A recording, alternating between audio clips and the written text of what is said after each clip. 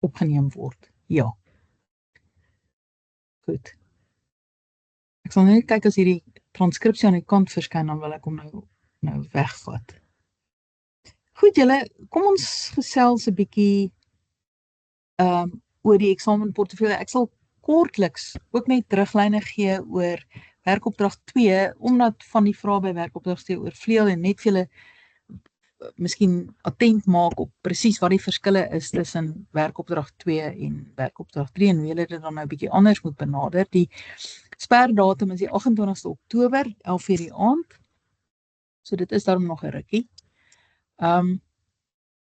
Dit is net vir my belangrik dat kom ons begin by werkopdrag 2 se kommentaar. Daar is 'n paar studente wat nou nie die paal gehaal het nie en die rede daarvoor is bloot dat hulle net nie die voorgeskrewe kortverhale en gedigte en roman self gelees het nie. Vooraan die werkopdrag was daar 'n rooi blok waarin daar baie duidelike kommentaar staan dat jy moet die voorgeskrewe studiemateriaal en die tekste op e-reserwes in jou antwoorde betrek. Jy kan nie net staat maak op inligting wat deur KI gegenereer word nie. Dit lei jou net op 'n dwaalspoor, veral met sekere kortverhale. So laai betyds die reserves af, dat jy nie sukkel as jy nou hier 2-3 aande voor die tyd kom, dat jy op e-reserves 'n probleem ontwikkel nie. So laai jou tekste betyds af sodat jy jou werkopdrag kan doen onafhanklik van of e-reserwes se platform nou werk of nie, want dit gebeur soms. En hierdie datum is eintlik amper soos 'n eksamendatum, nee, jy kan nie die goed na die tyd indien nie, want dit is 'n eksamenportefeulje. So dit is iets om in gedagte te hou. Maar ek moes by vraag 1 byvoorbeeld, wat nou gaan oor hierdie literêre tekste wat toetree tot die omgewingsdiskoers. Het ek nou baie dikwels moes ek die volgende kommentaar aanbring. Waar is jou bronverwysings? Jy gee geen erkenning van bronne oor al hierdie goed wat jy nou skryf oor die omgewingskrisis nie. Daar's geen aanduiding dat jy die voorgeskrewe e-reserwes geraadpleeg het nie. Ek praat nou nie eers van om die literêre tekste te lees nie. Ek praat van iets soos Linda Maree byvoorbeeld se verhandeling. Is daar op 2 plekke vir julle na haar verhandeling of stukke uit haar verhandeling aangeheg op e-reserwes. Die eerste ene gaan oor 'n bespreking van die Bloubok gedig en die ander gaan oor Maree se huldigingsgedigte, waar sy onder andere oor Jane Goodall skryf wat nou ons oorlede is, soos wat jy nou wel gesien het. In werkopdrag 2, hier is nou lyk vir my iemand wat wil inkom. Wat ek net gou kyk.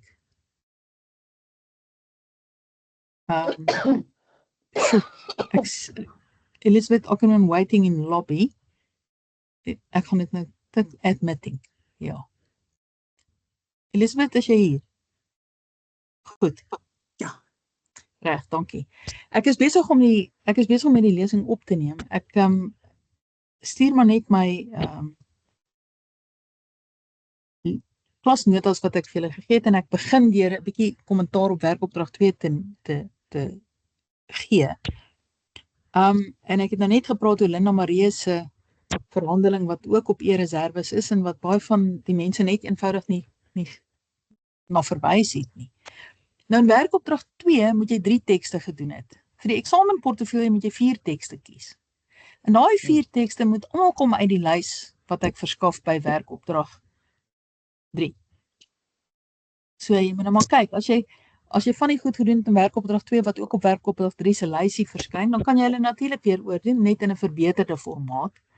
En onthou nou, as jy bronne betrek, moet jy ook in die teks self in jou essay na die bronne verwys. Jy kan nie net in die bibliografie agter daarna verwys nie. Wat baie belangrik is, die grootste verskil tussen werkopdrag 2 en werkopdrag 3 is dat werkopdrag 3 oorvleuel baie van die vrae met werkopdrag 2 sin, maar jy gaan meer tekste moet bespreek en die vrae gaan jy net 2 vrae hoef te doen. Nie 4 soos in die werkopdrag nie. So jy gaan 2 vrae moet doen, maar hulle tel 50 punte elk. So jy moet heel wat skryf daaroor. Hou dit maar net in gedagte dat jy ten minste 'n ordentlike hoeveelheid bepuntbare inligting vir my gee. Daar's nie bladsy beperkings of wat ook al nie, maar jy weet die portefeuilles gaan na 'n eksterne eksaminator toe. En ek wil myself daarmee ook nie skaam vir die goed wat ek na so 'n eksterne eksaminator van 'n ander universiteit stuur nie. Jy moet ordentlike analises doen. Nou, by vraag 2, wat die vraag oor die dierestudies was, het die studente weer eens nie altyd die tekste gelees nie. En wat ook vir my kommerwekkend was, is dat ek in die vraag self, by vraag 2, het ek julle verwys na 'n skakel, wat ek en Wendy Woodward geskryf het in literêre terme en teorieë, 'n elektroniese skakel na dierestudies toe. Kon julle dit in die hande kry?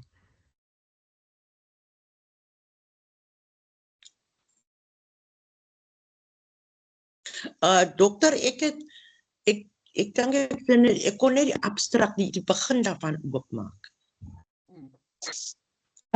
Nee man, dis literêre terme en teorieë. En kyk 'n bietjie na hoe ek die vraag geformuleer het. Wag, laat ek net weer teruggaan.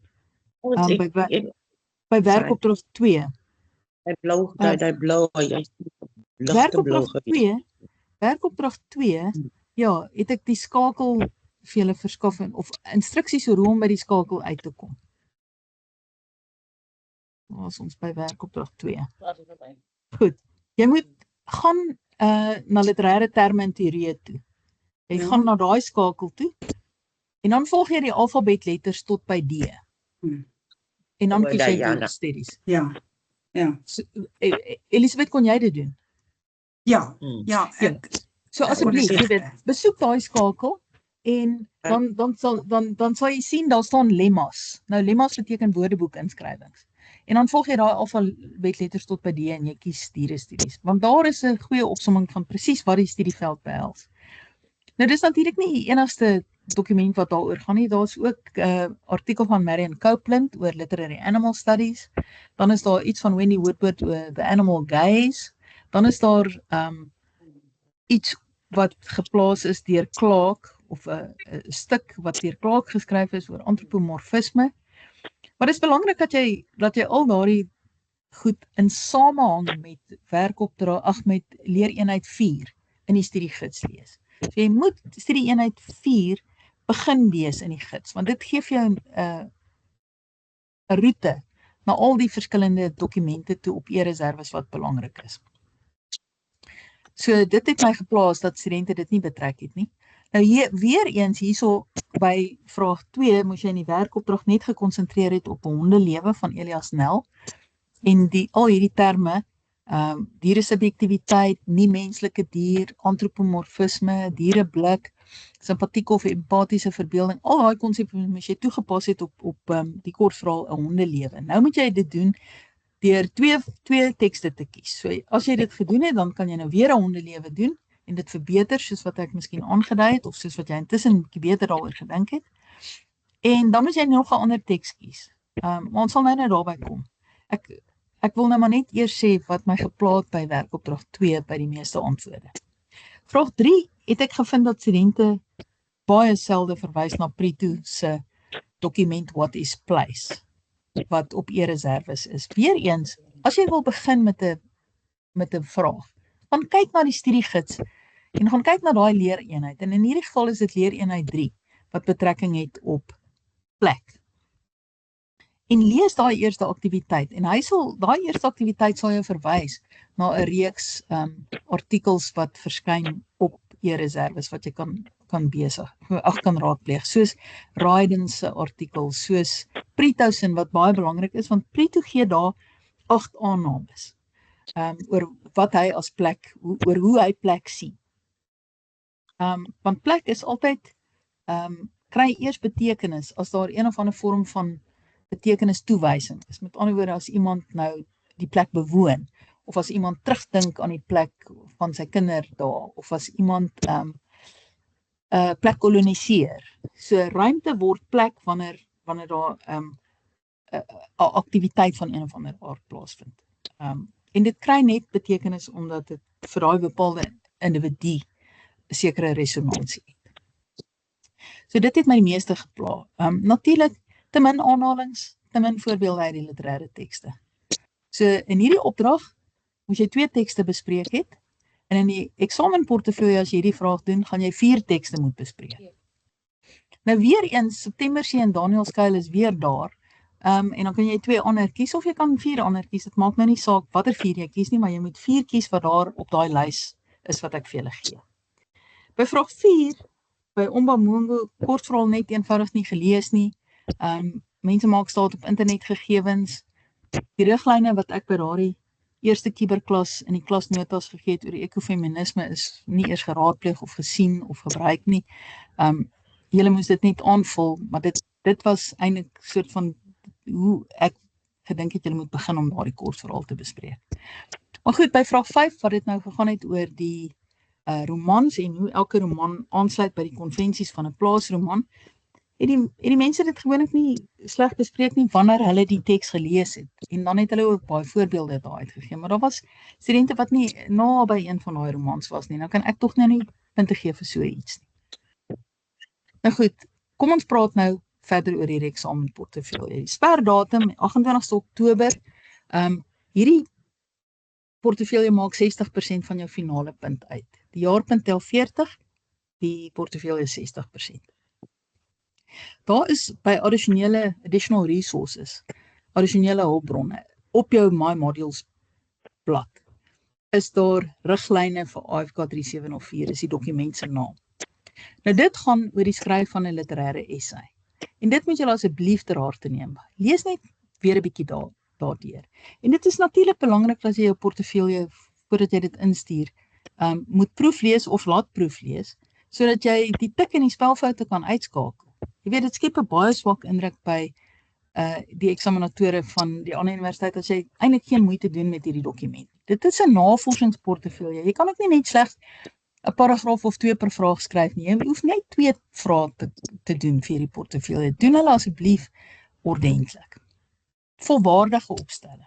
Die grootste fout wat studente deurgaans maak is om eintlik te min inligting te verskaf. En natuurlik, ek weet nie hoekom moet ek dit sê nie, maar jy kan nie kortverhale of romans of gedigte betrek wat toegenaamd nie in hierdie portefeulje voorgeskryf is net omdat jy dit toevallig onder ekokritiek by die internet kry nie. Dit werk nie so nie. Jy weet, dit is ononderhandelbaar om al die bronne waarna ek in die gids verwys en wat ek by 'n betrokke vraag vra.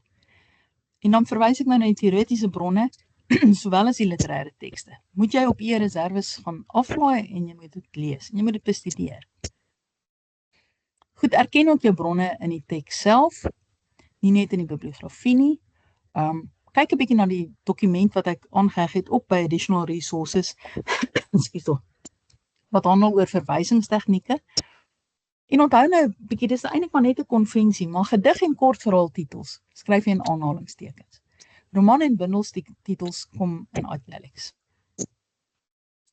Goed, dis belangrik dat jy deur die loop van jou vraag, van jou literêre opstel, 'n argument voer met bewyslewering uit die bronne, wat jy indringend moes bestudeer. En dit is sommer baie duidelik vir die persoon wat die vraag nasien, wanneer 'n student wel die teks onder oog gehad het, want die argument word dan derentyd gestaaf met direkte aanhalings of gedeeltes van aanhalings of met voorbeelde van romangebeure of iets spesifieks uit 'n roman wat bewys wat jy skryf.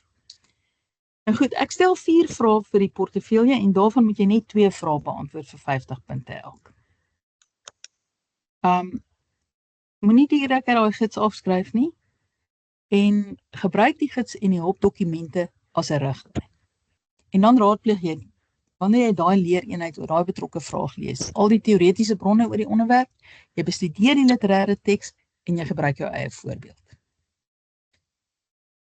Goed, vraag 1 gaan weer oor hoe literêre tekste gebruik kan word om omgewingsbewussyn te skep. En dan moet jy nou 4 tekste kies, wat ek vir julle hieronder nou weer gelys het. Dit is 'n wye reeks tekste wat jy kan kies daar. Hulle is almal op reserves. En jy moet natuurlik, en die meeste van julle het dit reg gedoen, begin jy 'n uiteensetting te gee van watter omgewingskwessies ons tans mee sit.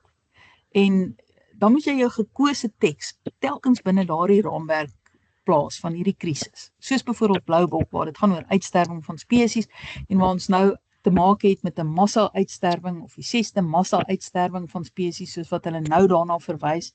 En dit het ook te maak met die feit dat van hierdie diere se habitatte net eenvoudig uitgewis word en dit is hoekom hulle uitsterf. So ek is baie spesifiek as ek sê lees die volle leereenheid 1 in die gids. Begin dan jou vraag deur hierdie omgewingskrisisse dan ten minste net inleidend vir my te gee, aktuele voorbeelde te gee, en kies dan 4 tekste hierbo en hoe daai teks aansluit by die gesprek oor die omgewing. En jy moet verwys na die teoretiese bronne, soos na Linda Maree se MA-verhandeling. Nou, alle stellings moet jy staaf met voorbeelde en aanhalings uit die literêre tekste. Dit moet jou voorgeskrewe werke uit hierdie lys wees wat jy bespreek, nie enige teks nie. Goed. Maar die meeste van julle, en dan soek ek natuurlik 'n gevolgtrekking aan die einde. Soos Slowik wat sê dat al hierdie tekste wat jy bestudeer, skep 'n sensitiwiteit by die leser vir hierdie omgewingskrisis. Dit kweek eintlik omgewingsbewussyn. En letterkunde gaan tog oor waardes en houdings. En waardes en houdings kan verander. En jy kan dit regkry deur tekste te lees wat dan 'n emosionele appel op 'n leser maak. Kyk, jy kan nou 'n nuwe fiksie koerantberig lees oor die uitsterwing van spesies en jy neem kennis daarvan. Maar ek dink wanneer jy die gedig lees, dan spreek hy op 'n ander manier tot jou. En dan is dit 'n geval van 'n emosionele appel wat eintlik op jou as leser maak. Vir die volgende vraag is nou die ene oor dierestudie. Jy moet enige 2 van daai tekste gebruik. Dwaalpoort wat die roman is, en daar moet jy hoofsaaklik fokus op die wit hartbees as jy nou sou kies om daai as 'n teks te kies. Of jy kan woestynliefde kies, of jy kan 'n hondelewe kies. 2 van daai 3 moet jy bespreek. En by woestynliefde, ek en Mabel het nou gepraat, dit gaan oor 'n vreemde legioensoldaat wat verdwaal. En dan land hy in 'n grot en dan is daar 'n panterwyfie. Nou 'n panter is soos 'n luiperd-agtige, katagtige spesies, jagluiperd wat en dis nie altyd duidelik wat is wat nie, maar 'n panter is eintlik 'n spesifieke spesies. Dis nie spesifiek net 'n jagluiperd, dit is 'n katsoort. En die verhouding wat daar dan ontstaan tussen hierdie verdwaalde vreemde legioensoldaat en die panterwyfie. Mense skryf vir my daar, en ek het nou vir haar gesê van die man wat so 'n verhouding het met sy kameel. Dit is twak man, dit is nie 'n kameel. Nou goed, 'n hondelewe het julle gedoen, julle het klaar 'n bietjie oefening gekry. Belangrik dat jy daai terme in jou antwoord gebruik. Jy moet verwys na hierdie wat 'n nie-menslike dier is. Die hondjie, Siwie, is 'n nie-menslike dier in die terme van dierestudie. Waar die mense daar dan menslike diere sou genoem kon. Diere se objektiviteit, die diereblik, die simpatieke of die empatiese verbeelding en dan antropomorfisme. En hier moet jy verwys, en ek gee vir julle weer die skakel daai. Volg daai skakel, literêre terme en teorieë, en dan kyk jy, daar's verskillende maniere om by daai ding uit te kom. Maar jy moet die lemma's volg wat gaan oor die hoofinskrywings, en dan kom jy by D, en dan kies jy dierestudies. Weereens, dit tel 50 punte.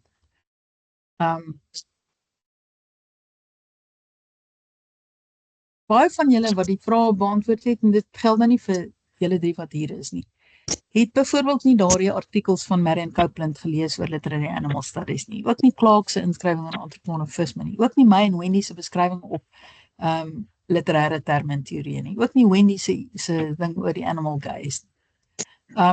So dis belangrik dat jy daai tekste betrek, want dit gee vir jou dis die matriks waarbinne jy hierdie teks moet lees, dis die teoretiese lens waardeur jy moet kyk wanneer jy die korsrol gee. Dit gee aan jou woorde om te beskryf wat daaraan. Jy moet daai terme tentoonstel, as dit ware, wanneer jy daai essay skryf. As jy dwaalpoort doen, dan moet jy spesifiek die wit hartbees uitsonder. Eie voorbeelde uit die roman noem. Help nie net om die verhaalinhoud op te som nie, maar jy moet dan nou byvoorbeeld by hondelewe, was dit vir my belangrik dat mense nou ook nie net sommer begin nie. Jy weet, hulle moet daarom sê, dit is in die apartheidsjare en die skape word doodgebyt deur 'n reeks deur 'n groep rondloperhonde en nou word daar amper 'n aanslag gemaak op al die township honde. Of hulle nou klein of groot is en of hulle nou onskuldig is en nooit naby 'n skaap was so Siwie nie. Jy weet dat jy daarom net soort van inkom by die agtergrond. Goed, weer eens, ek het nou woestynliefde bietjie kortliks met julle bespreek en natuurlik nou onderlewe kan jy doen. So, daai vraag is maklik. En dan op e-reserves moet jy, dis nou die vraag, die derde vraag. En daar moet jy weer kyk na tekste, maar hier moet jy 4 bespreek, anders as in die werkopdrag waar jy net na 2 moes kyk. Daar is die tekste gelys,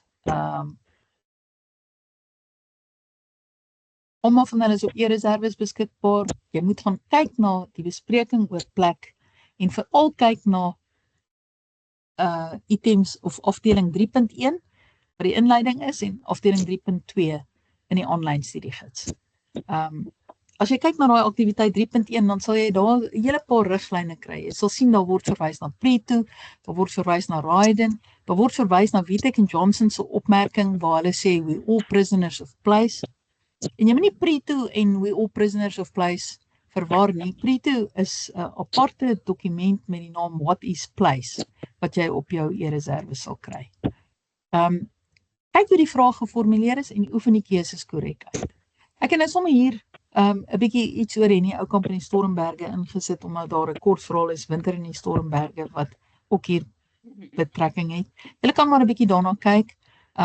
Wanneer jy byvoorbeeld nou Breitenberg se tuin doen, dan moet jy nou bietjie ook kyk na die interteks wat by Breitenberg betrek word. En dit is die Gardens as an Art Form.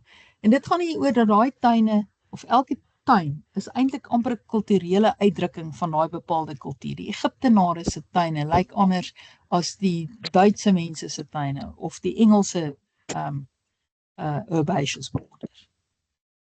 So kry Preto se aannames en jy moet hulle ten minste net uiteensit in jou inleiding. Laat 'n mens ten minste net kan sien hier gee die student nou 'n soort van teoretiese raamwerk waarbinne hulle die artikel gaan lees.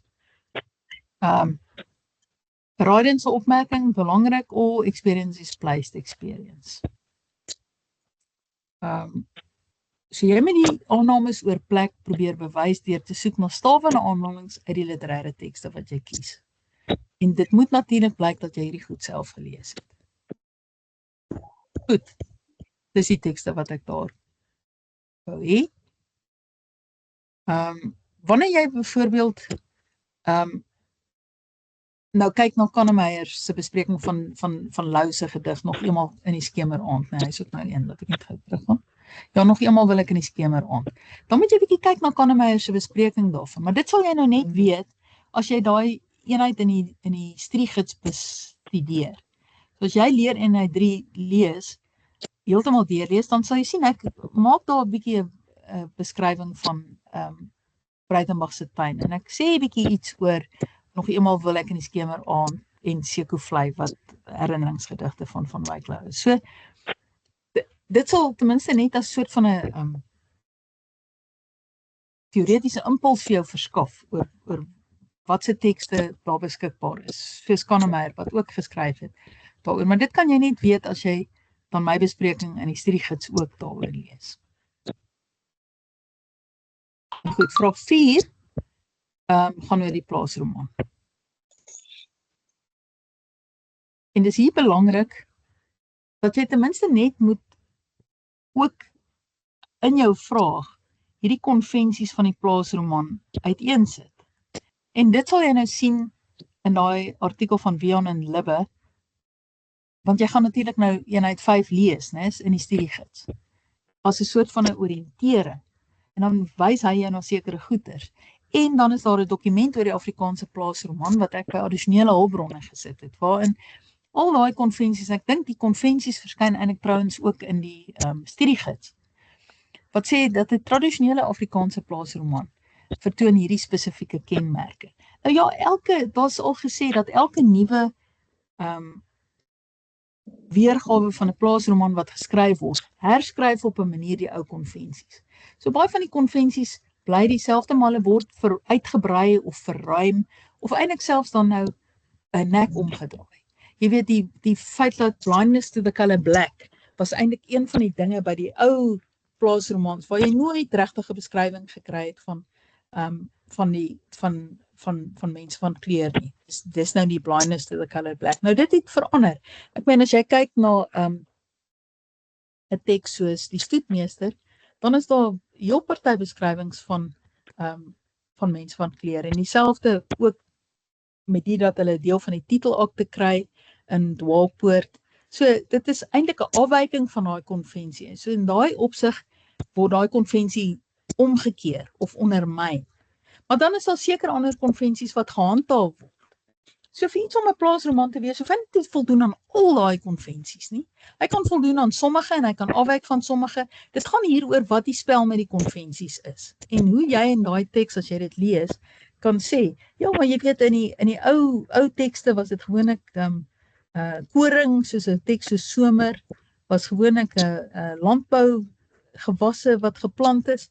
En hier in Dwaalpoort is daar nou 'n heel ander, en selfs in Die Stoetmeester waar ons nou van jagplase nou te hore kom. So dis anders as die ou plaasromans. En jy kan natuurlik begin deur te sê dat die plaasroman eintlik in 3 fases verdeel word.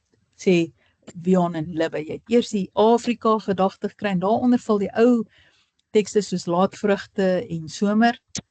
En dan kom daar die internasionale gedagte wat dan nou iets soos Die Stoetmeester is. Of eintlik ja, ekskuus, nie die Stoetmeester en Dwaalpoort is die Afrika gedagte. Die internasionale gedagte is meer iets soos kroniek uit Perrepoort, wat nou nie vir julle voorgeskryf is. So die laaste een, die Afrika gedagte, word baie sterk en julle kan kyk wat sê Wion en Libbe daaroor. Want dit kom na vore in hierdie ander 2 romans. So daar's amper 'n soort van 'n Afrikanisering van sekere van die tradisionele konvensies van die plaasroman. Baie keer het ek gevind iemand het goed geskryf, maar dit was moeilik om te sien, want hulle begin sommer net, sonder om mooi uiteen te sit, ja nou, ek is nou besig met hierdie konvensie, en byvoorbeeld in Dwaalpoort, die fokus op diere was eintlik heeltemal anders in vorige plaasromans, as waar dit byvoorbeeld in Dwaalpoort is. In Dwaalpoort verruimde die hele idee van die diere op 'n plaas, deurdat een van die vertellers hier die withaardbees is. Dis nou wel 'n soort van magies realistiese verskynsel. Maar die punt is, die diere kry stem. Hulle is nie meer net deel van die agtergrond, soos in die ou plaasromans. En dis dit wat jy moet doen. As jy nou byvoorbeeld kyk na daardie grafiese roman van Dwaalpoort, wat eintlik 'n strip is wat verskyn het in Rapport, dan sal jy sien, daar word uiteindelik uiteengesit hoe die roman in gesprek tree met die konvensies van die plaasroman. So gaan kyk 'n bietjie na daai strip, daai comedy reeks oor die Afrikaanse, die grafiese roman word dit genoem. Dit sal jy ook op e-reserves kry. Maar lees studie eenheid 6 wanneer jy met Dwaalpoort te doen het. Studie eenheid 5 en studie eenheid 6 handel oor die plaasromans. En dis dit. Ek hoop dit help. Ek het wel 'n skyf hier aan die einde ingesit, sommer net vir die wis en die onwis, vir iemand, al is dit net vir julle eie verryking, iets oor Henny Oukamp se kortverhale. Winter in die Stormberge en Rus my siel, maar dis nou net Winter in die Stormberge, dink ek, wat ek gevra het. En nou net gou terugkyk. Ja, dis net Winter in die Stormberge. Maar jy kan 'n bietjie daarna kyk. Om vir jou agtergrond te gee oor Oukamp se Stormberg kortverhale. En hy's absoluut een van die meester kortverhaalskrywers in Afrikaans. Sommige net vir jouself. Gaan ook nie net oor die eksamen nie. En nou het daar vir Elisabeth gesê, jy weet, ek wil hê julle moet uit hierdie kursus gaan en dink julle het iets geleer wat 'n verskil kan maak. Goed. Ek gaan nou die opname stop.